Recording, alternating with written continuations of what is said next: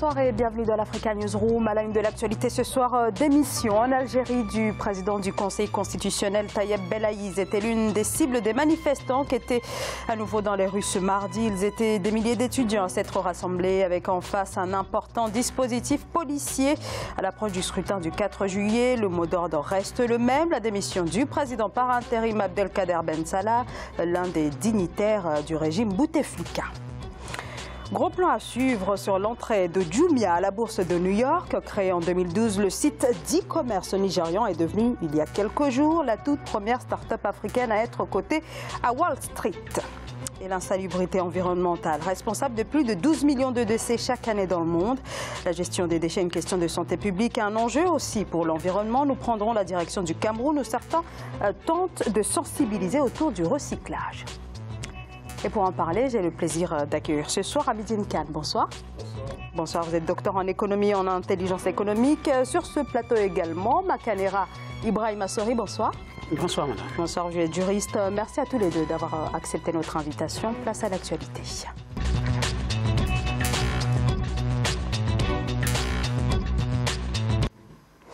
Malgré un fort dispositif policier leur interdisant l'accès au parvis de la Grande Poste, des milliers de manifestants étaient dans les rues de la capitale Alger ce mardi. Libérer l'Algérie, le peuple veut qu'ils partent tous, pouvait-on lire sur les pancartes. Une mobilisation pour protester contre Abdelkader Ben Salah, chargé de la transition. La mobilisation a été massive pour cette mobilisation qui intervient quelques jours après l'annonce d'une élection présidentielle fixée au 4 juillet prochain, mais les manifestants craignent justement que ce scrutin ne serve qu'à conforter le pouvoir intérimaire dont ils réclament donc le départ. Hamidine Kane, alors les manifestants veulent que finalement les tenants du régime démissionnent avec en première ligne bien sûr Abdelkader Ben Salah qui est donc chargé de la transition.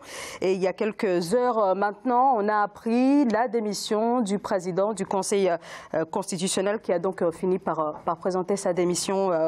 Comment lisez-vous cette démission? Est-ce qu'elle est importante? Est-ce qu'il s'agit d'un signal fort adressé aux manifestants comme quoi le régime vous a entendu? Oui, bon, c'est un signal fort. Et puis, bon, donc, on est en train de voir que la classe politique algérienne est en train de comprendre les souhaits émis par la population algérienne. D'ailleurs, aujourd'hui même, le puissant homme fort de l'Algérie, Gaïd Salah, à Ourgala, a fait un discours mémorable. Ça, il faudra le retenir pour exhorter la population à garder son calme, qu'ils vont aller jusqu'au bout, par exemple, des revendications, mais que l'armée veille. L'armée est une institution très forte en Algérie. C'est la deuxième armée africaine avec plus de 500 000 combattants. C'est une armée très aguerrie et qui quadrille le pays. Bon, ceci dit, il a dit que les institutions doivent être respectées. Quand les institutions sont respectées, le 4 juillet, on doit procéder justement à l'élection présidentielle. Pour que l'élection présidentielle se fasse, il faudra qu'il y ait un président de la Cour constitutionnelle. Le président de la Cour constitutionnelle est le deuxième personnage de l'État. Parce qu'en cas de défaillance, par exemple, de l'actuel président, c'est lui qui doit prendre l'intérim. Donc cette démission, c'est un signal. Mais il n'en demeure pas moins, il faudra aussi le répéter, il faudra que les Algériens sachent ce qu'ils veulent. Parce qu'on voit qu'il y a des magistrats et des maires qui commencent à dire qu'ils ne vont pas participer à l'élection présidentielle à venir. Les magistrats, c'est pour essayer d'entériner, pour essayer de compter. Les maires, c'est pour essayer de passer au dépouillement. Mais il faudra se dire aussi que les maires peuvent être révoqués par les préfets, ça veut dire les chefs des wilayas. Donc la contestation, on est pour cette contestation, mais l'Algérie est un pays qui a été toujours reconnu comme un pays stable dans la sous-région et dans toute l'Afrique entière. Nous, les Africains, nous ne voulons pas d'une Algérie, par exemple, qui vacille, parce que ça compte, parce qu'on voit déjà qu'à l'est de l'Algérie, la Libye est en feu et en sang. Donc on ne veut pas aussi que l'Algérie rentre dans cette dynamique, on veut justement que les choses aillent convenablement.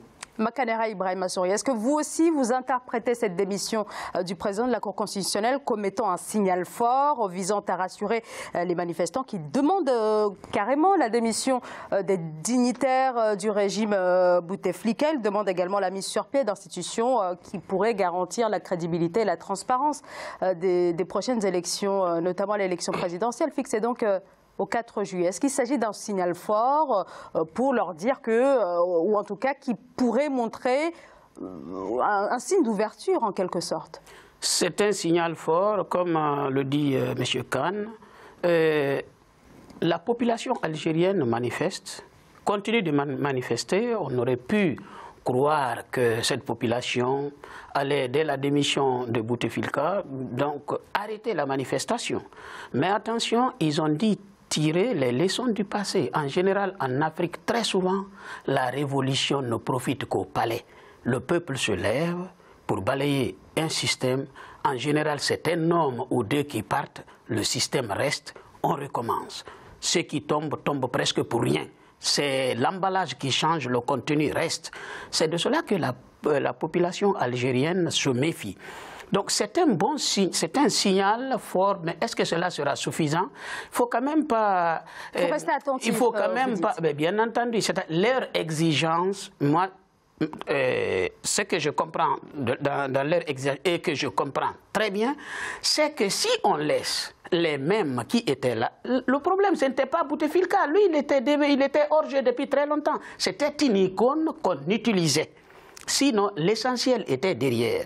Aujourd'hui, est-ce qu'il faut laisser ceux qui étaient là avant gérer les élections en Algérie? Nous savons que peu de pays africains peuvent se targuer de pouvoir organiser des élections transparentes. Le président de la Cour constitutionnelle qui vient de démissionner le sait pourquoi. Il aurait pu faire cela depuis, en tout cas, exercer. C'est quelqu'un qui était là pour le système.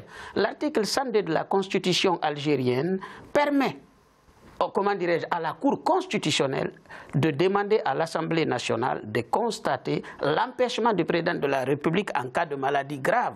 Depuis combien d'années le président algérien était malade? Ils n'ont absolument rien fait.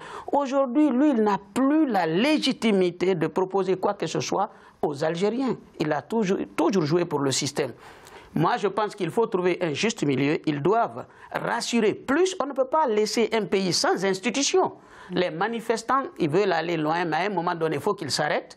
Mais le pouvoir doit continuer à rassurer que cette fois-ci, en Algérie, la révolution ne va pas profiter au palais. C'est-à-dire, on change seulement Bouteflika et puis le système continue. Alors, vous dites que les manifestants devraient à un moment donné s'arrêter, mais est-ce que s'ils s'arrêtaient, le pouvoir irait loin, notamment sur cette question de la réforme des institutions qui est impérative Oui, la réforme des institutions est nécessaire dans cette Algérie, mais on ne peut pas faire table rase de tout. On ne peut pas faire table rase de tout. Il faudra que les Algériens aussi se méfient, parce que l'Algérie, c'est un pays qui est puissant et c'est un pays qui a relevé beaucoup de défis. Déjà la guerre d'indépendance, en 1962, ils ont acquis leur indépendance avec difficulté. Et ils ont aussi aidé beaucoup de pays africains dans la guerre de libération, surtout dans les pays en Afrique australe. Il ne faudra pas le sous-estimer. Et puis jusqu'au décès de Boumedienne, l'Algérie s'est toujours tournée vers l'Afrique. Mais depuis l'arrivée, par exemple, depuis le décès de Boumedienne, l'Algérie a changé de cap. La corruption, parce que la corruption au temps de Boumedienne était presque inexistante. Maintenant, la corruption gangrène justement l'économie algérienne. Depuis 1999 jusqu'à maintenant, plus de 120 milliards de dollars ont été dilapidés par la corruption. Plus de 120 milliards. Certains parlent de 65, mais c'est plus de 120 milliards. Et puis ça a été dispersé, alors que ces 120 milliards auraient pu profiter, par exemple, au développement de l'Algérie, à la construction de logements, à la construction des infrastructures qui sont défaillantes en Algérie. Et ça n'a pas été le cas. Je crois que ce qu'a dit Gaïd Salah aujourd'hui, que ceux qui sont mêlés dans les processus de corruption seront traînés devant la justice. Et puis, là, celui qui a été démis il y a une semaine, le chef du renseignement président justement du palais, qui a été démis aussi, va rendre des comptes. Donc les Algériens doivent demander à ce que maintenant le gouvernement en place demande à ce que ceux qui sont impliqués dans la corruption rendent des comptes, mais il ne faudra pas vouloir que tout ce qui est par exemple constitutionnel, étatique, que ce soit mis de côté, parce que sinon l'Algérie va sombrer par exemple dans le chaos. Et puis le chaos, après personne ne peut dire quand est-ce que ça s'arrêtera, et c'est ce que craignent justement beaucoup d'analystes politiques. Alors vous avez cité Gaye Salah, qui est donc le chef de l'état-major. On peut quand même interroger la forme d'arbitrage entretenue par l'armée. Le problème, je pense que les Algériens doivent, ce qu'ils demandent, c'est que les pourris s'en aillent. Dans l'armée aussi, il n'y a pas que des républicains, il y a pas mal, selon les spécialistes, trop d'affairistes dans l'armée. L'armée, le système Bouteflika incluait l'armée. Donc, ce ne sont pas ces gens-là qui pillaient il n'y a pas encore longtemps ce pays qui vont essayer de remettre de l'ordre dans l'administration. Ce n'est pas possible. L'armée qui veut peut-être également avoir un rôle durant l'élection présidentielle. L'armée qui n'a pas toujours été claire, en tout cas certains d'entre eux, qui ont symbolisé cette corruption. Beaucoup d'entre eux ont même participé, comment dirais-je, à l'affaiblissement des infrastructures économiques de l'État pour qu'ils puissent exercer leur monopole d'importation en Algérie. Si ce sont ces mêmes-là que la population, après avoir manifesté pendant longtemps, va laisser encore gérer les choses, les Algériens se seraient battus pas pour grand-chose. De ce fait, comme le dit M. Khan, on ne va pas balayer toutes les institutions constitutionnelles, mais les représentants qui symbolisent cette corruption à ciel ouvert doivent partir. Cela me paraît être le seul. Donc oui aux actuelles institutions, mais sans ceux qui sont à leur tête. Ceux qui symbolisent cette corruption n'ont aucune légitimité. Et d'ailleurs, ça ne donnera pas de résultat. Madame, si vous me demandez de me juger moi-même, quel que soit le crime qu'on me reprocherait, je sortirai indemne. C'est ça le problème. Oui, moi je veux dire aussi qu'il faudra que les Algériens se disent une chose. Ça veut dire que ceux qui essaient par exemple de vouloir tirer les marrons du feu, parce qu'il faudra se dire aussi que l'Algérie a passé une décennie terrible. C'était une décennie de sang et de feu. Ça, il faudra rendre hommage à Bouteflika puisqu'il a fait la réconciliation. Ça, c'est un pan qu'il ne faudra pas sous-estimer. Mais depuis 2013, c'est vrai qu'il était inapte à gouverner l'Algérie. Mais il ne faudra pas que des Algériens fassent miroiter au peuple algérien qu'ils vont tout avoir et qu'ils vont faire tout le nécessaire. Mais il faudra faire attention. Parce que ceux qui vont venir, il faudra aussi qu'ils promettent au peuple algérien que la richesse du peuple algérien ne sera pas bradée. Parce que la Sonatra, ou bien les infrastructures stratégiques, que ce soit les ports, les aéroports, l'eau, l'électricité, les autoroutes ne seront pas bradées au privé. Ça, il faudra qu'on le dise clairement. Parce que c'est ce que cherchent beaucoup de pays, à venir comme des vautours, reprendre tout ce que l'Algérie a conquis depuis 1962. Ça, il faudra que les Algériens soient très, très vigilants là-dessus. Parce que sinon, ils n'auront plus que leurs yeux pour pleurer. Et puis l'Algérie a des infrastructures qui sont notables, que ce soit dans la chimie, dans la sidérurgie. La Sonatra, c'est une institution qui est très puissante, mais si vous voyez par exemple des candidats à l'élection présidentielle qui veulent parler de privatisation de vos infrastructures, il faudra le mettre de côté, parce que le pays sera vendu, et puis après les Algériens, tous vont chercher à immigrer. Alors que l'Algérie ne devrait pas avoir d'immigration. Absolument, les Algériens ne devraient pas partir dans l'immigration, alors que beaucoup d'Algériens maintenant cherchent à partir. L'intelligentsia, depuis les années de Braise, sont partis, ont fui. Maintenant, s'il y a un régime démocratique qui revient, qui garantit que tout sera maintenu, par exemple, pour une prospérité algérienne, là, donc, vous verrez que l'Algérie va s'épanouir. C'est ce que je pense. Je voudrais vous entendre également sur un élément que l'on peut observer depuis vendredi dernier. Alors, quand même pour revenir à la mobilisation de ce mardi, on l'a dit en début d'émission que les manifestants ont fait face à un important dispositif policier qui leur interdisait l'accès au parvis de la Grande Poste. Et donc, depuis quelques jours, on a quand même une restriction de la liberté, ou en tout cas... De manifester. Voilà, et pourtant, ils manifestent... De manifester vendredi dernier. dernier, les forces de l'ordre ont même fait usage de gaz lacrymogène. Les manifestations se sont toujours quand même jusqu'ici bien déroulées depuis le début de la contestation. Est-ce qu'on assiste à un tournant au niveau du comportement des forces de l'ordre? C'est pourquoi ce qu'on peut constater, l'armée était là depuis très longtemps, complice de la situation algérienne. Les institutions constitutionnelles, en commençant par le Conseil constitutionnel, complices du système algérien. Aujourd'hui, ils avaient voulu sacrifier seulement Bouteflika en pensant que la revendication populaire allait s'arrêter. Les régimes dictatoriaux ou corrompus fonctionnent comme ça. Petit à petit, on sacrifie Paul ou Pierre, mais à chaque fois avec la volonté ferme de garder la réalité du pouvoir.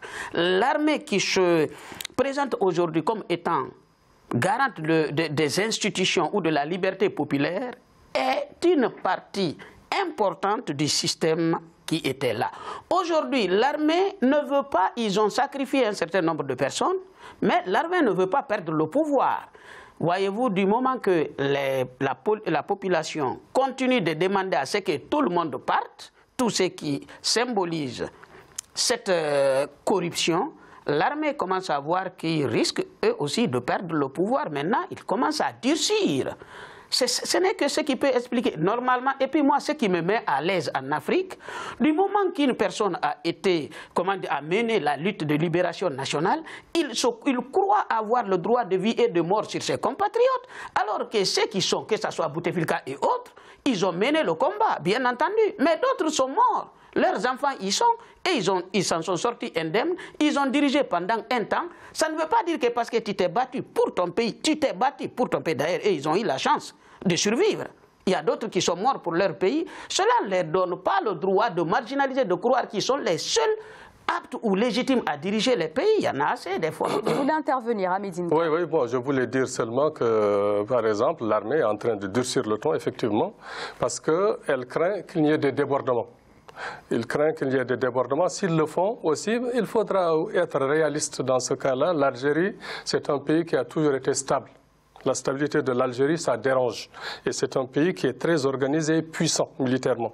Ça veut dire puissant militairement, je le dis parce que je connais les rapports de force avec les autres pays et de la sous-région. Et donc, on cherche à déstabiliser justement l'Algérie parce qu'il ne faudra pas le sous-estimer. Il y a des forces extérieures qui sont déjà en Algérie, qui sont en train de manipuler la population. Ça, il faudra le dire clairement. Et puis l'Algérie est au courant. Le renseignement militaire algérien est très puissant, très développé. Ils sont au parfum de beaucoup de choses. Que ça vienne de n'importe quel pays, ils sont au courant. Donc si vous voyez qu'ils sont en train de durcir le ton, ça veut dire que c'est pour déjà mettre en garde. Parce que le discours de ce Gaïd Salah aujourd'hui, c'est une mise en garde solennelle hein, pour dire que l'armée veille. Ça veut dire que les institutions doivent être respectées, la population a droit à manifester, à demander la démocratie, mais qu'on ne peut pas tout faire. Donc je crois que c'est une mise en garde solennelle. Et puis moi, tout le monde veut que l'Algérie soit démocratique, mais on ne peut pas faire table rase de l'histoire. On ne peut pas faire table rase de l'histoire. Ça, il faudra que les Algériens s'en rendent compte. Et puis ceux qui vont venir pour se présenter aux élections présidentielles, il ne faudra pas qu'ils cherchent à dire, pour renflouer les caisses de l'État, on va tout privatiser. S'ils privatisent tout, l'Algérie va s'écrouler. C'est ce que j'avais à dire. Merci beaucoup pour ces explications, Hamidine Kane et Makanera Ibrahim Assouri. Vous restez avec moi sur ce plateau. On marque une très courte pause. On se retrouve dans quelques secondes. À tout de suite.